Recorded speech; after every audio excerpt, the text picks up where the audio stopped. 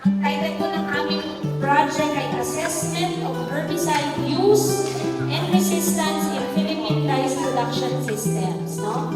So bakit po namin ito Generally, yung farmer natin sinabi nila, based sa question namin na, alam nyo ba or meron ba kayong idea kung ano yung herbicide resistance? Ang sabi nila, wala. Gusto namin malaman, ano na ba ang mga ginagawa ng ating mga farmers buong Pilipinas kung maaari tungkol sa pangangalaga nila.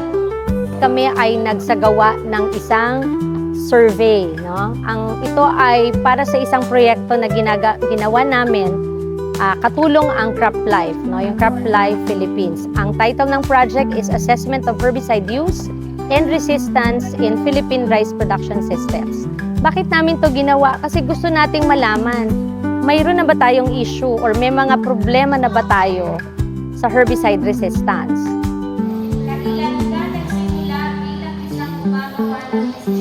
Yung issue ng herbicide resistance, makakadagdag ito sa pagbaba ng ani ng farmer. So, kailangan nating pangalagaan ng farmer kasi kung dumadaing na sila na may problema pala sa damo at apply pa rin tayo ng herbicide pero hindi pa rin na-address yon, maaring may resistance issue na. No? So, isa itong bagay na gusto nating alalayan ng ating mga farmer para magabayan natin sila kung talagang may issue na ng herbicide resistance sa kanilang palaya. Herbicide resistance po ay problema sa buong mundo, hindi lang dito sa Pilipinas. Huli na nga po tayo. No? Marami sir. Sa tamang paggamit pala ng mga pamatay damo, kailangan pala dyan marunong kang magbasa ng mga label niya at yung kung paano ang dosage. Hindi pala basta-basta ginagamit ang mga pamatay damo.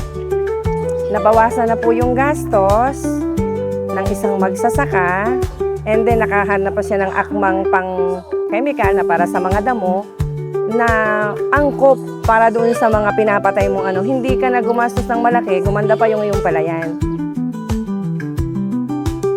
Salamat po sa mga nagpunta po rito para mabigyan po kami ng konting kaalaman na malaki naman po ang naitutulong sa aming mga magsasaka. Kung ano yung natutunan ko ngayon, yun ang gagawin ko para lalong gumanda ang ani. Kasi pagka nakontrol natin yung damo, gaganda ang ani.